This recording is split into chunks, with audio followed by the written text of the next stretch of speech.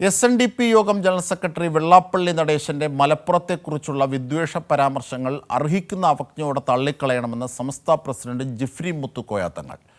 മലപ്പുറം ജില്ലയെക്കുറിച്ച് അറിയാത്തവരാണ് അപവാദങ്ങൾ പറയുന്നതെന്നും ജിഫ്രി തങ്ങൾ പറഞ്ഞു. അതേസമയം വെള്ളാപ്പള്ളി നടേശനെതിരെ ലഭിച്ച പരാതികളിൽ പോലീസ് നിയമോപദേശം തേടി. മലപ്പുറം ജില്ലയിൽ ആർക്കും നിർഭയമായി എപ്പോഴും സഞ്ചരിക്കാനാവും.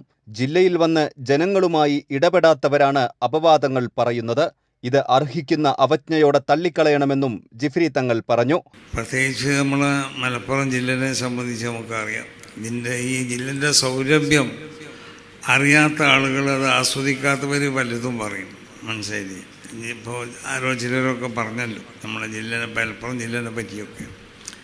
ഇവിടെ ആർക്കും നിർഭയമായി എപ്പോഴും സഞ്ചരിക്കാൻ പറ്റുന്ന ജില്ലയാണ് മലപ്പുറം ജില്ല എന്ന് പറഞ്ഞത്. അപ്പോൾ അത് ആ ജില്ലയെ സംബന്ധിച്ച് മനസ്സിലാക്കാതെ, അല്ലെങ്കിൽ ഈ ജില്ലയിൽ വന്നുകൊണ്ട്, അല്ലെങ്കിൽ ഈ ജില്ലക്കാരോട് ഇടപെട്ടുകൊണ്ടിട്ട് ഇവിടുത്തെ ആളുകളുടെ സ്വഭാവം മനസ്സിലാക്കാത്തവർ പലതും പറയും. അങ്ങനെ പറയുന്നതൊക്കെ നമുക്ക് അത് തള്ളിക്കളയാം. അത് അറിയിക്കണ അവജ്ഞയോട് കൂടിയത് മാത്രമേ പറയണം. വെള്ളാപ്പള്ളി നടേശനെതിരെ പ്രതിഷേധം ശക്തമാവുകയാണ്. വിവിധ സ്റ്റേഷനുകളിലായി 10-ലേറെ പരാതികളാണ് ലഭിച്ചത്. പ്രസംഗത്തിലെ പരാമർശങ്ങളിൽ കേസെടുത്താൽ കോടതിയിൽ നിലനിൽക്കുമോ എന്ന് പോലീസ് പരിശോധിക്കുന്നുണ്ട്.